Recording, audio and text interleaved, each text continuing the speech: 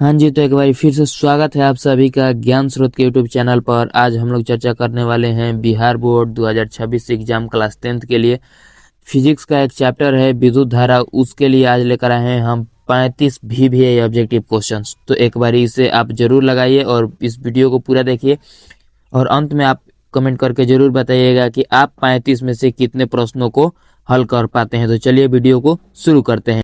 तो देखिए हमारा पहला प्रश्न कह रहा है कि विद्युत धारा का SI मात्रक क्या होता है। ऑप्शंस है वाट, वोल्ट, ओम और एम्पियर। तो आप सभी को पता होगा कि विद्युत धारा का SI मात्रक क्या होता है, एम्पियर। ऑप्शन नंबर डी इसका करेक्ट आंसर हो जाएगा।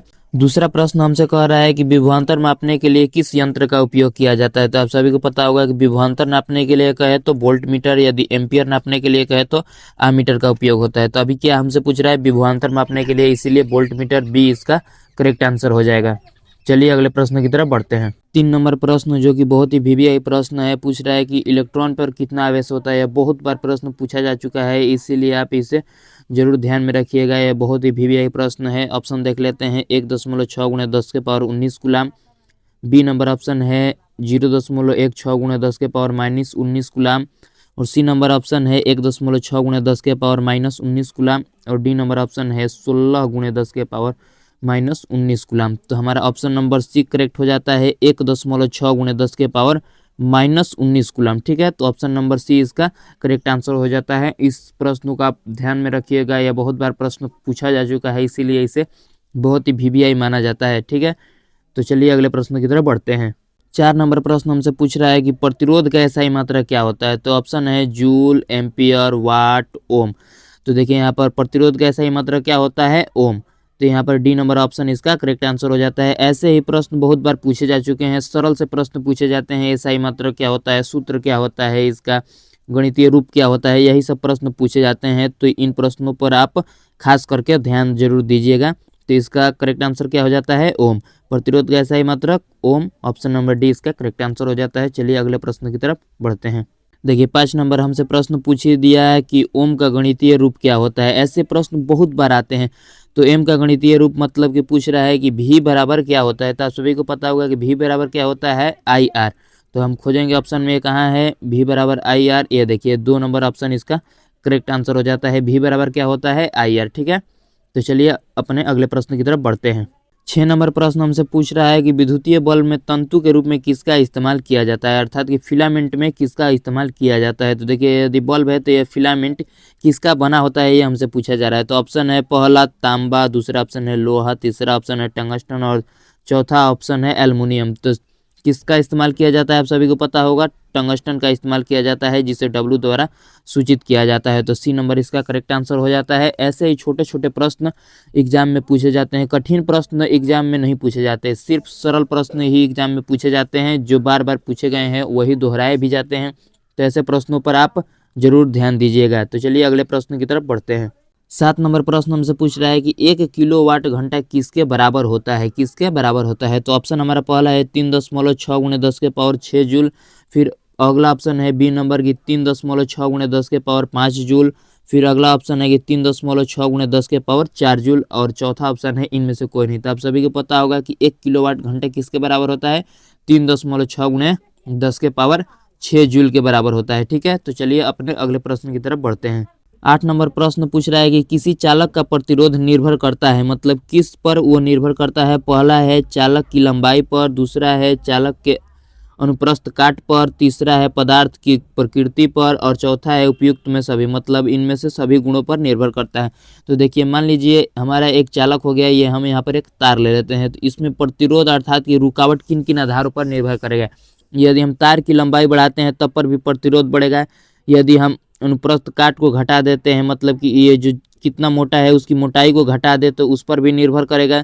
और ये किस चीज़ का तार बना हुआ है, मान लीजिए कॉपर का बना हुआ है तो कम प्रतिरोध लेगा, यदि लोहे का बना हुआ है तो अधिक प्रतिरोध होगा, मतलब कि इसकी प्रकृति पर भी निर्भर करता है। तो ऑप्शन नंबर डी इसका करेक्ट आंसर हो जाएगा। क्यों, क्योंकि इसमें सभी गुण पर निर्भर करता है क्या, प्रतिरोध।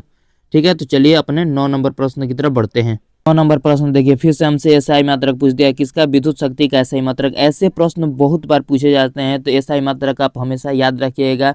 सभी का SI मात्रक यदि आप याद कर लेते हैं तो 1 से 2 प्रश्न आप जरूर हिट कर पाएंगे एग्जाम में। तो चलिए इसे भी देख लेते हैं कि विद्युत शक्ति का एसआई मात्रक क्या होता है? ऑप्शन है वोल्ट, वाट, तीसरा ऑप्शन है एम्पियर, चौथा ऑप्शन है ओम। तो देखिए यहाँ पर इसका करेक्ट आंसर हो जाएगा वाट। विद्युत शक्ति का एसआई मात्रक क्या होता है? वाट। बी नंबर है इसका ऑप्शन करेक्ट हो जाएगा। चलिए अगले प्रश्न की तरफ बढ़ते हैं। 10 नंबर प्रश्न हमसे पूछ रहा है कि अमीटर को विद्युत परिपथ के किस क्रम में जोड़ा जाता है? तो ऑप्शन है पहला हमारा श्रेणी क्रम, सीरीज जिसे कहते हैं, और दूसरा ऑप्शन है समानांतरकरण जिसे पैरेलल कहते हैं, तीसरा ऑप्शन है ए बी दोनों में जोड़ा जा सकता है, या फिर चौथा ऑप्शन है डी किसी में नहीं। तो आप सभी को पता होगा कि अमीटर किस में जोड़ा जाता है? सिर्फ श्रेणी क्रम में। श्रेणी क्रम इस प्रकार का होता है, मतलब कि एक ही तार में अलग अलग प्रतिरोध होते हैं, और समानांतर क्रम आप सभी को आगे समझ में भी जरूर आ जाएगा। ठीक है, तो इसमें किस में जोड़ा जाता है? अमीटर को सिर्फ श्रेणी क्रम में जोड़ा जाता है। ऑप्शन नंबर ए इसका करेक्ट आंसर हो जाएगा। तो चलिए अपने अगले प्रश्न की तरफ बढ़ते हैं। 11 नंबर प्रश्न कह रहा है कि विद्युतीय परिपथ में फ्यूज को किस तार में जोड़ा जाता है? यदि मान लीजिए अपने घर पर आप फ्यूज जोड़ते हैं तो उसकी किस तार में जोड़ा जाता है? ठंडे तार में जोड़ा जाता है, या फिर गर्म तार में जोड़ा जाता है, या फिर अर्थिंग में जोड़ा जाता है, या फिर इनमें से किसी में नहीं जोड़ा जाता है? तो आप सभी को पता होगा कि जो फ्यूज जोड़ा जाता है किस तार में जोड़ा जाता है? गर्म तार में जोड़ा जाता है, जो कि लाल रंग का होता है। हम आगे शायद इस पर चर्चा भी करेंगे। गर्म तार किस रंग का होता है? लाल रंग का होता है। तो चलिए अपने अगले प्रश्न की तरफ बढ़ते हैं। फ्यूज किस तार में जोड़ा जाता है? बी नंबर ऑप्शन गर्म तार में जोड़ा जाता है। तो चलिए आगे बढ़ते हैं। 12 नंबर प्रश्न हमसे पूछ रहा है कि प्रतिरोधकता का एसआई मात्रक क्या होता है? देखिए फिर से हमसे पूछ दिया एसआई मात्रक। तो एसआई मात्रक का आप हमेशा ध्यान में रखिएगा। यहाँ पर प्रतिरोध का नहीं पूछा है, प्रतिरोधकता का एसआई मात्रक पूछा है। तो चलिए ऑप्शंस को ध्यान से देख लेते हैं। पहला ऑप्शन है ओम, दूसरा ऑप्शन है ओम मीटर, तीसरा ऑप्शन है ओम प्रति मीटर, चौथा ऑप्शन है एम्पियर मीटर। तो आप सभी को पता होगा प्रतिरोधकता का एसआई मात्रक क्या होता है? ओम मीटर। ऑप्शन नंबर बी इसका करेक्ट आंसर हो जाएगा। ओम नहीं होगा क्योंकि यह प्रतिरोध का एसआई मात्रक होता है, प्रतिरोधकता का एसआई मात्रक ओम मीटर होता है। बी नंबर इसका करेक्ट आंसर हो जाएगा। तो चलिए अपने 13 नंबर प्रश्न की तरफ बढ़ते हैं। 13 नंबर प्रश्न हमसे पूछ रहा है कि तापीय नियम के अनुसार जो उत्पन्न ऊष्मा होता है एच का मान क्या होता है? तो एक तो सूत्र दिया होता है हमारा एच बराबर जो होता है आई स्क्वायर आर टी होता है।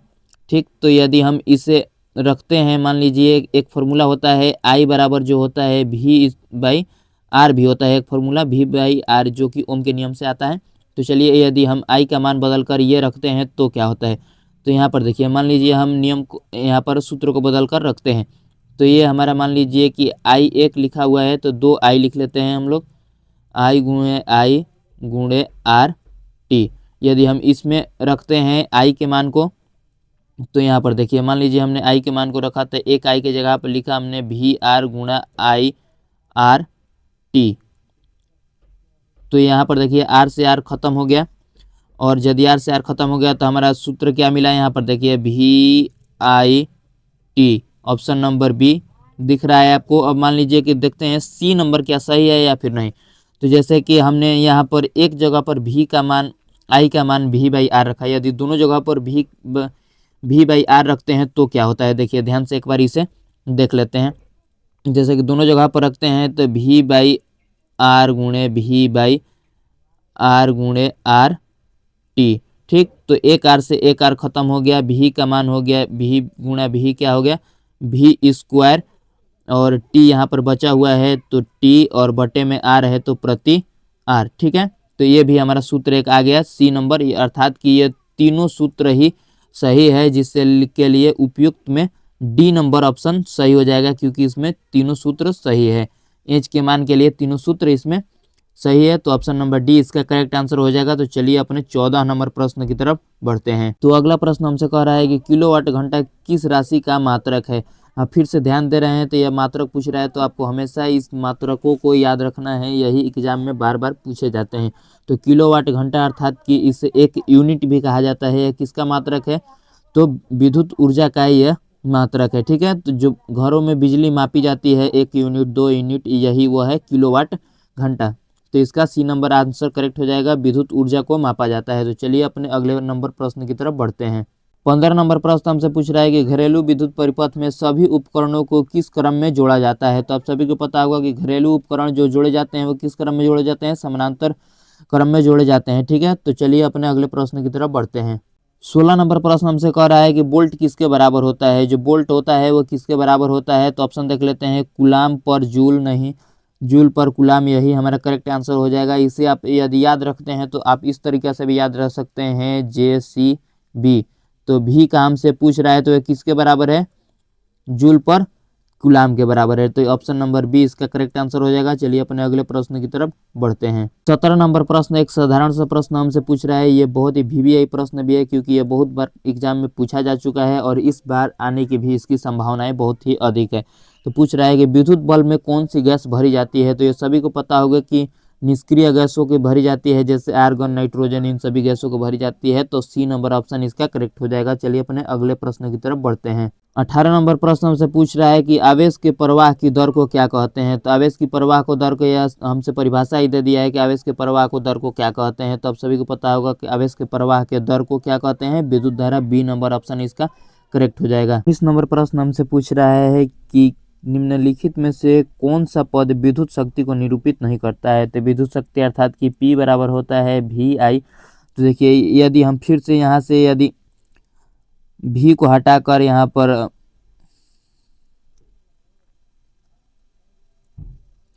19 नंबर प्रश्न हमसे पूछ रहा है कि निम्नलिखित में से कौन सा पद विद्युत शक्ति को निरूपित नहीं करता है। तो P बराबर होता है हमारा V/I। एक तो हमारा मिल गया कि यह निरूपित करता है। अब बात कर लेते हैं इन तीनों की।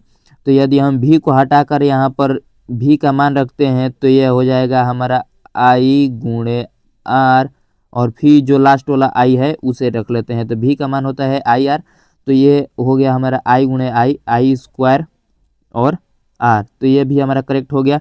इसी प्रकार से यदि हम इसे हल करते हैं और I को हटाते हैं तो हमारा फिर से मिलेगा V²/R। तो ये भी हमारा करेक्ट हो जाएगा। यदि इसी प्रकार से इसे हल करते हैं, I को हटाकर, मान लीजिए यहाँ पर V को रहने देंगे और फिर I को हटाकर यहाँ पर यदि I को हटाते हैं तो हमारा मिलेगा V/R। यदि इस प्रकार से इसे हल करते हैं तो V×V और बटे में R ये भी हो जाएगा, लेकिन ये वाला आपको कहीं नहीं मिलेगा। तो इसीलिए ये निरूपित नहीं करता है, इसीलिए करेक्ट आंसर हो जाएगा ऑप्शन नंबर बी। तो चलिए अपने 20 नंबर प्रश्न की तरफ बढ़ते हैं। 20 नंबर प्रश्न हमसे देखिए फिर से मात्रक पूछ दिया कि एम्पियर घंटा किसका मात्रक होता है। तो एम्पियर का मतलब I ले लीजिए और घंटा का मतलब T ले लीजिए। तो IT किसका होता है, Q का होता है। तो Q किसे कहते हैं, आवेश को। ऑप्शन नंबर सी इसका करेक्ट आंसर हो जाएगा। चलिए अपने 21 नंबर प्रश्न की तरफ बढ़ते हैं। यहाँ पर देखिए एक न्यूमेरिकल प्रश्न पूछ रहा है कि विभवांतर जो है 12 वोल्ट है और प्रतिरोध मतलब कि R जो 4 ओम है। तो विद्युत धारा का मान क्या होगा, अर्थात कि धारा का मान क्या होगा। तो हमें पता है कि I बराबर क्या होता है। तो I बराबर होता है V/R। तो 12/4 तो ये हमारा आ गया 3 एम्पियर। ठीक है, तो ऑप्शन नंबर ए इसका करेक्ट आंसर हो जाएगा। 3/12 यहाँ पर देखिएगा 3 एम्पियर आ गया, इसीलिए करेक्ट आंसर ए। तो चलिए अपने 22 नंबर प्रश्न की तरफ बढ़ते हैं। 22 नंबर प्रश्न भी हमसे पूछ रहा है एक न्यूमेरिकल ही कि 2 ओम और 3 ओम के प्रतिरोध को यदि श्रेणी क्रम में जोड़ा जाता है तो क्या होगा, मतलब कि प्रतिरोध का कुल मान कितना होगा। तो देखिए यदि श्रेणी क्रम में जोड़ा जाता है तो R1 + R2 और R3 इस प्रकार से होता है। तो मान लीजिए यदि हम इसी में जोड़ते हैं तो 2 + 3 क्या हो जाएगा, 5 ओम। ठीक है, तो 5 ओम इसका करेक्ट आंसर हो जाएगा। ऑप्शन नंबर बी इसका करेक्ट आंसर हो जाएगा। तो चलिए 23 नंबर प्रश्न की तरफ बढ़ते हैं। 23 नंबर प्रश्न पूछ रहा है कि घरेलू वायरिंग में विधुन्मय मतलब कि गर्म तार, इसे विधुन्मय को क्या कहते हैं, गर्म तार का रंग कैसा होता है। तो मैंने पहले भी इसे बता चुका हूँ कि विधुन्मय अर्थात कि गर्म तार का रंग कैसा होता है, लाल। तो यदि आप इसे याद करना चाहते हैं कि विधुन्मय को आप गर्म तार याद कर लीजिए। यदि कोई भी चीज़ गर्म होता है तो किस रंग का होता है, लाल रंग का। तो आप इस प्रकार से भी याद रख सकते हैं। तो ऑप्शन नंबर सी इसका करेक्ट आंसर हो जाएगा। 24 नंबर प्रश्न भी एक न्यूमेरिकल प्रश्न है जिसमें पूछ रहा है कि 220 वोल्ट और 100 वाट के बल्ब में प्रवाहित होने वाली धारा का मान कितना होगा। तो देखिए इसका होता है, मान लीजिए ऊपर हो गया 100 बटे में हो गया 220, 0 से 0 कट गया। यदि हम भाग देते हैं इस प्रकार से तो ये आएगा 0.45 एम्पियर। तो ऑप्शन नंबर ए इसका करेक्ट आंसर हो जाएगा। ठीक है, तो यदि आप 22 में इसका भाग देंगे 10 से तो ये आपका 0.45 एम्पियर ही आएगा। तो चलिए ए नंबर इसका करेक्ट आंसर हो जाएगा। चलिए अगले प्रश्न की तरफ बढ़ते हैं। 25 नंबर प्रश्न हमसे कह रहा है कि यदि किसी तार की लंबाई की दोगुनी कर दिया जाए तो प्रतिरोध का मान क्या होगा। यह तार्किक प्रश्न है। तार्किक मतलब कहने का लॉजिकल प्रश्न है। यदि आप लॉजिक नहीं लगाएंगे तो आप करेक्ट आंसर नहीं कर पाएंगे। जो प्रतिरोध होता है वो समानुपाती होता है एल के, मतलब कि यदि तार की लंबाई बढ़ाई जाए तो प्रतिरोध का मान भी बढ़ेगा। यदि मान लीजिए कि हमारा क्या है, यदि हम तार की लंबाई को दोगुना कर देते हैं तो इसे बराबर करने के लिए प्रतिरोध भी दोगुना हो जाएगा। तो ऑप्शन नंबर बी इसका करेक्ट आंसर होगा। चलिए अपने अगले प्रश्न की तरफ बढ़ते हैं। 26 नंबर प्रश्न पूछ रहा है हमसे कि घरेलू परिपथ में भू संपर्क अर्थात कि जो अर्थिंग वायर होता है उसका रंग किस प्रकार का होता है। तो आपको पता होगा कि अर्थिंग का रंग कैसा होता है, हरा रंग होता है। यदि आप इसे याद करना चाहते हैं ट्रिक की मदद से तो आप इस प्रकार से भी याद कर सकते हैं। जमीन पर घास उगती है जो कि हरी होती है, इसीलिए जमीन में डाला जाने वाला तार का रंग भी हरा होता है। ठीक है, तो और आप पिछला वाला जो पढ़े थे मतलब कि गर्म तार, उसका लाल रंग क्यों, क्योंकि कोई भी चीज़ गर्म होती है तो रंग कैसा हो जाता है, लाल रंग। ठीक है, तो ये जो अर्थिंग के रूप में उपयोग किया जाता है तार, उसका रंग कैसा होता है, हरा। सी नंबर इसका करेक्ट आंसर हो जाएगा। चलिए अपने अगले प्रश्न की तरफ बढ़ते हैं। 27 नंबर प्रश्न हमसे कह रहा है कि 10 ओम के दो प्रतिरोध को समानांतर क्रम में जोड़ा जाता है तो कुल प्रतिरोध अर्थात कि समतुल्य प्रतिरोध कितना होगा। समानांतर क्रम में जोड़े जाने का मतलब है कि 1/R1 + 1/R2 + 1/R3 इस प्रकार से जोड़ते हैं। यदि मान लीजिए आपके पास दो प्रतिरोध हो समानांतर क्रम में जोड़े जाने के लिए तो उसका एक शॉर्ट ट्रिक भी होता है। जो दोनों प्रतिरोध है उन दोनों को आपस में गुणा कर दो R1 + R2 और तथा नीचे उन दोनों को जोड़ दो R1 + R2। तो देखिए मान लीजिए हम यदि 10-10 गुणा करते हैं तो 100 बटे में 10-10 जोड़ते हैं तो 20, 0 से 0 कट गया, ऊपर आ गया 5। ठीक है, तो ये इसका करेक्ट आंसर क्या हो जाएगा, 5 ओम। सी नंबर ऑप्शन इसका करेक्ट आंसर हो जाएगा। ये सूत्र कब काम करेगा, सिर्फ दो प्रतिरोध रहे तब। दोनों प्रतिरोध यदि अलग अलग हो तब पर भी काम करेगा, लेकिन दो प्रतिरोध से यदि अधिक हुआ तो आपको फिर से इसी प्रकार से जोड़ना पड़ेगा। ठीक है, तो चलिए अगले प्रश्न की तरफ बढ़ते हैं। देखिए 28 नंबर प्रश्न हमसे फिर से दोबारा पूछ दिया, वही कि फ्यूज के रूप में किस रंग के तार के साथ जोड़ा जाता है। तो वहाँ हमने समझा कि यह किस तार के साथ जोड़ा जाता है, जो लाल रंग के तार होते हैं उनके साथ जोड़ा जाता है। और यहाँ पर वो लाल रंग का तार किस प्रकार का होता है, गर्म तार होता है। ठीक है, जिसे विद्युन्मय तार भी कहा जाता है। तो चलिए अगले प्रश्न की तरफ बढ़ते हैं। सी नंबर आंसर इसका करेक्ट हो जाएगा। यहाँ पर देखिए फिर से यदि आपको सूत्र याद हो तभी आप इस प्रकार के प्रश्नों को हल कर पाइएगा। प्रश्न पूछ रहा है कि उत्पन्न ऊष्मा अर्थात कि एच और धारा किस रूप में समानुपाती होते हैं। तो हमें देखना पड़ेगा कि सूत्र इसका क्या होता है। तो एच बराबर होता है I² RT। ठीक है, तो अब समानुपाती की बात करते हैं तो इधर एच है तो इधर क्या है, I²। तो यहाँ पर समानुपाती किस रूप में होगा, एच जो समानुपाती होगा किसके रूप में, विद्युत धारा के वर्ग के रूप में होगा। तो हमें यहाँ पर खोजना पड़ेगा ऑप्शन ए, जो कि नहीं होगा। दूसरा है कि धारा के वर्ग के समानुपाती, यही ऑप्शन नंबर बी इसका सही हो जाएगा। वर्गमूल कहने का मतलब है कि धारा को वो रूट में कर रहा है, आई इस प्रकार से कर रहा है, √I। तो ये हमारा करेक्ट नहीं होगा। जब वर्ग की बात करेंगे तो I², यही करेक्ट होगा। बी नंबर ऑप्शन इसका सही होगा। 30 नंबर प्रश्न देखिए फिर से तारों के रंग के ऊपर आ गया कि पुराने मानक के अनुसार जो उदासीन तार होते हैं उसका रंग किस प्रकार का होता है। तो उदासीन को मान लीजिए आप, उदासीन मतलब कुछ नहीं तो मान लीजिए आप सफ़ेद। तो सफ़ेद किसी रंग का तार होता है, नहीं होता है। तो सफ़ेद का क्या कर लेंगे आप, उल्टा कर देंगे। तो सफ़ेद का उल्टा क्या होता है, काला। तो बी नंबर ऑप्शन इसका करेक्ट हो जाएगा। ये आपको याद करने का ट्रिक बता रहे हैं। पढ़े होंगे आप लोग तो आपको हमेशा याद रहेगा, लेकिन यदि आप याद नहीं कर पाए हैं उस चीज़ को तो एग्जाम में आपको तो करेक्ट करना ही होगा। क्यों, क्योंकि वहाँ पर यदि आप गलती करते हैं तो आपका नंबर कट जाएगा। इसीलिए आप याद करने का ट्रिक बना लीजिए जिससे आप जल्दी नहीं भूल पाइएगा इसे। तो उदासीन का कोई रंग नहीं होता है और सफ़ेद का कोई तार नहीं होता है। ठीक है, उदासीन का कोई रंग नहीं और सफ़ेद का कोई तार नहीं, तो सीधे सफ़ेद का क्या कर देंगे हम लोग, उल्टा। तो काला रंग का उदासीन तार होता है। ठीक है, यहाँ पर देखिए ऐसे प्रश्न बहुत बार पूछे जाते हैं कि एक चित्र दे देगा और पूछेगा कि यह किस क्रम में जुड़ा हुआ है। तो देखिए प्रश्न पूछ रहा है कि नीचे दिए गए चित्र में जो R1 है और R2 है वो किस क्रम में जुड़े हुए हैं। R1 यहाँ पर है, R2 यहाँ पर है, तो ये एक ही तार से निकले हुए दो समानांतर क्रम में जुड़े हुए। अब समानांतर क्रम और श्रेणी क्रम में अक्सर बच्चे भूल जाते हैं, उसका सही आंसर टिक नहीं कर पाते हैं। तो आपको याद रखना है कि समानांतर क्रम मतलब कि दो रेखाएं निकलेंगी जो आपस में समानांतर होगी, और श्रेणी क्रम जिसमें एक रेखाओं में अलग अलग जुड़ा होगा प्रतिरोध। ठीक है, तो समानांतर यदि आप याद रख लेते हैं कि एक तार से निकली हुई अलग अलग समानांतर रेखाओं में जो प्रतिरोध होगा वो समानांतर क्रम में। ठीक है, इसका सूत्र भी आप इसी प्रकार से निकाल सकते हैं कि जो ऊपर नीचे है तो ऊपर नीचे आपको करना पड़ेगा, तो 1/R हो जाएगा, ऊपर नीचे हो गया। और ये एक लाइन में है तो एक लाइन में R1 + R2, इस प्रकार से आप सूत्र भी इसका इसी ट्रिक के माध्यम से याद कर सकते हैं। तो ये किस रूप में है, समानांतर क्रम में। बी नंबर ऑप्शन इसका करेक्ट आंसर हो जाएगा। 32 नंबर प्रश्न हमसे कह रहा है कि एक चित्र दे दिया और पूछ रहा है कि ग्राफ में जो ढाल है वो किस भौतिक राशि को दर्शाता है। तो आपको हमेशा याद रखना है कि जो y होगा वो ऊपर रहेगा, तो y कौन है, v, तो v ऊपर रखेंगे, जो x होगा वो नीचे रहेगा बटे में i। ठीक है, तो ये किसका मान होता है, r का मान होता है। मतलब कि ये जो लाइन है ये किसे दर्शा रही है, r को, तो प्रतिरोध। बी नंबर ऑप्शन इसका करेक्ट हो जाएगा। तो चलिए अपने 33 नंबर प्रश्न की तरफ बढ़ते हैं। 33 नंबर प्रश्न में हमें एक चित्र दे दिया है, परिपथ का चित्र दे दिया है, और उसमें पूछ रहा है कि जिसे x से दर्शाया गया है वह क्या है, मतलब कि वो संकेत किसका दिखा रहा है। तो x हमारा यहाँ पर है, यह किसे दिखा रहा है, आमीटर को। और ये क्या है, ये आप लोग कमेंट कीजिएगा। मान लीजिए कि जो ये प्लस माइनस के रूप में दिखाया जा रहा है, और इसे क्या कहेंगे और इसे क्या कहेंगे, इन सभी को आप कमेंट में कर दीजिएगा, कमेंट करके बताइएगा। जैसे कि आप मान लीजिए कि ये पहला वाला को बता रहे हैं, ये दूसरा वाला को बता रहे हैं, और तीसरा वाला को बता रहे हैं, तो आप इस नंबर के साथ क्रम में कमेंट जरूर कीजिएगा, जिससे आपको भी पता चलेगा कि ये किससे दिखा रहा है, या फिर ये नीचे वाला ये किसका संकेत है। तो इसे देख लेते हैं, एक्स किसको दिखा रहा है, आमीटर को। ऑप्शन खोज लेते हैं, यहाँ पर है आमीटर, सी नंबर ऑप्शन इसका करेक्ट हो जाएगा। आप आंसर यदि कमेंट करते हैं, यदि एक बार उसे कमेंट में लिख दिए तो आपको हमेशा याद रह जाएगा, इसीलिए आप कमेंट जरूर कीजिएगा। चलिए अगले प्रश्न की तरफ बढ़ते हैं।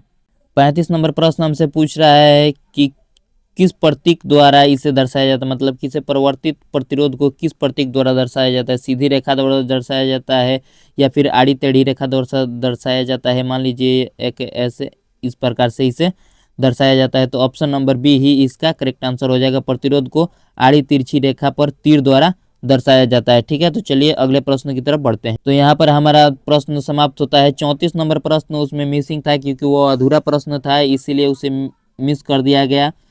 अब बताइएगा कि आप 34 प्रश्नों में कितने प्रश्नों को हल कर पाते हैं। 34 प्रश्नों में आपने कितने प्रश्न सही कर पाए हैं, कमेंट करके जरूर बताइएगा।